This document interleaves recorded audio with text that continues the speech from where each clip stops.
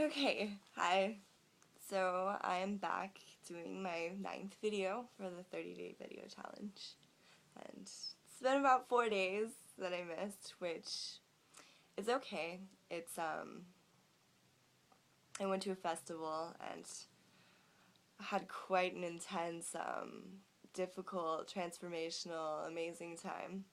And then I'm still so tired. I'm still kind of back into work and just decompressing and processing everything that happened through the festival. Um, Pretty exhausted lately, but things are good. Um, and it's okay. I think the commitment here is to do the 30 videos, and who knows, maybe keep doing more, but to get them done. And if I miss some days, it's okay. still, I'm still doing the challenge.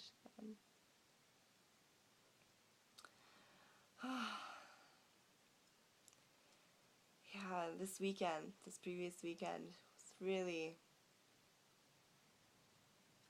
a lot. I got through a lot, worked through a lot. I realized a lot about various things that have been happening, and I feel like through experiencing what I experienced over the weekend,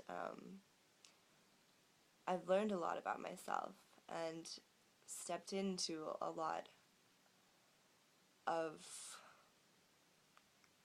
comfort, really, in accepting me and remembering me.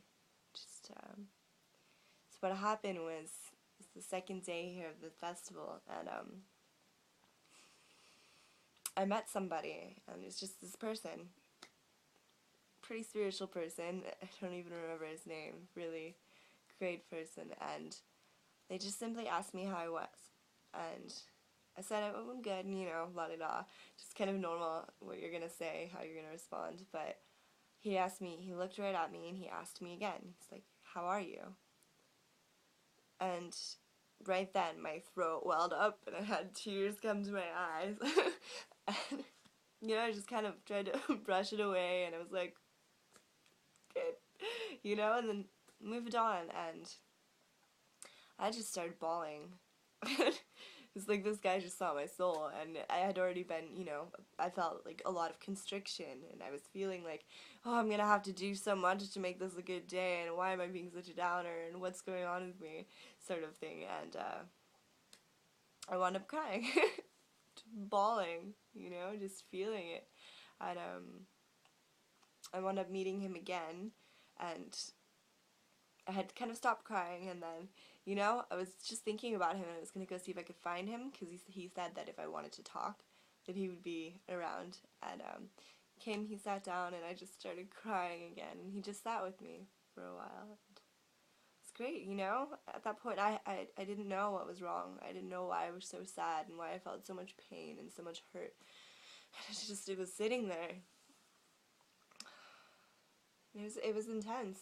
A lot of release, and the great thing is I had been withholding this pain and experiencing this emotion for quite a while. Like, certain circumstances in my life would, create an emotion, and I would feel it, but then I would always shut it back down, always kind of harden, close to it. Like I felt like I couldn't experience it, and I wouldn't let myself experience it, because there was something wrong with that, or some precondition. And anyway, I had also signed up for some healing. I went and I worked with a energy worker slash neuro linguistic programming person. So there's a lot of tapping and soul awakening, and kind of acknowledging and experiencing and releasing like blockages and constructs that are inhibiting you. And anyway, I met with him, still kind of pretty crying, still pretty emotional. Instantly bawling, just bawling, snotty, slobbery, through the whole session. I think it's like 2 hour session, and just doing the tapping. And there's different points, and we're tapping them, and he's good. He delved right in, and he's so intuitive and on it that he instantly knew, and guided me through like the affirmations about all about my birth, about the way that I came into this body, which I was a C-section. I was also in pain. I have a huge scar on my shoulder because in the womb I was like crunched up on my like left side with my head on my shoulder, and so when I was born it was bright red and painful. It was really pretty painful, and so already just in that realizing that and hearing that from him, I was like, I'm holding on to all of this pain from my birth, all of this pain of coming into this world and like hurting, and you know, the fear and the further on the conditions and the just the grip that you get, and you bury it down and you forget about it, but it's there. It doesn't go away, and it's so there. And so I processed that. I processed a lot of accepting and releasing, and we got into ancestral archetypes and things to do with my mother and probably my grandmother and the women in my family who have consistently not opened up and accepted themselves and held a lot of pain and a lot of fear of themselves, and it's a deep wound in my family. And basically what came from it is that I'm here and experiencing and not really remembering but feeling this pain in order to release that archetype, to heal my family, to heal that ancestry. And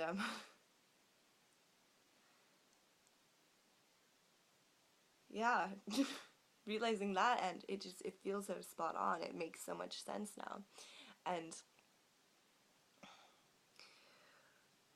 alongside with that, we started working on and affirming accepting the pain and accepting the things that I find wrong with me, and accepting and admitting openly all of these things that I find faulty of who I am and of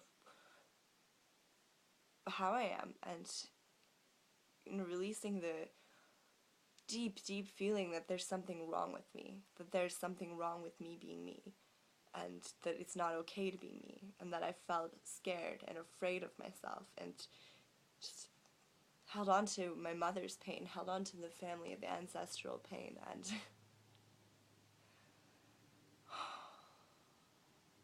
it was just such a majorly beautiful experience to connect with this guy and to connect with my soul, really. There was such a synchronicity and a resonance between us, because he, you know, he got into the work that he does also from a birth pain, birth trauma, and working through that, and you know, healing himself, and now he's a healer, and just yeah, it's great. This past 4 days and even before, everything is making more sense. Like all of these kind of like half truths and half knowings are like matching up, and the puzzle pieces are like starting to form together, and it's like all of these little parts of my life and events in my life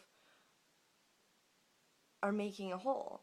And it's still a little confusing, but it's so self-assuring, you know, to release and allow and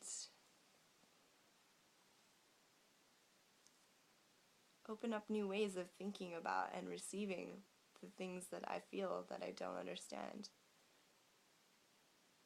You know, knowing what to do with them and knowing why they're there and they're existing, and working with it from not such a self-destructive way. Not a it's my fault and there's something wrong with me kind of way, but this is my path. This is who I am, and I chose to experience this. I chose to go through this, and so I'm going through it. I'm processing and releasing and avoiding and running and smashing into and everything. All of these parts just to know myself better, to find that clarity, to find my path, to find myself, and that's what we're all doing. We're all doing that. And I think now is heavily a time of our souls calling out, our souls going, remember, you need to remember why you're here. You need to remember why, what you're here for, what your purpose is, what you can give and what you can bring and what you can do to love and to give, to share and to connect and to open up to your soul.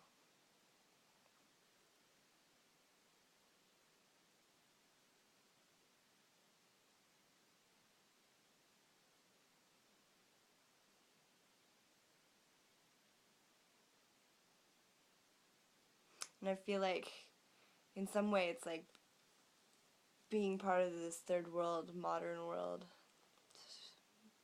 material world is, it's a little bewildering because it's like time is speeding up in that sense. It's going so fast, there's not enough time to do anything, there's so much that needs to be done, and then, oh, I gotta do this, I forgot to do that.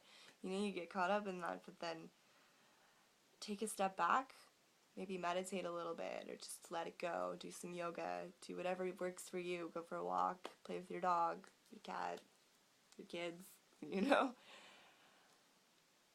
And then it's like time stops. You have this experience that's directly resonating with your soul, and listening and in tune with your soul, and time doesn't even move. It's like, it goes, but it's like it's not going. So it's like a balance. It's a balance to go from your worldly duties to your soul duties. Kind of keep them both in line, keep them both with each other. And then things fall into place. You don't have to stress or worry about it. So, video number 9.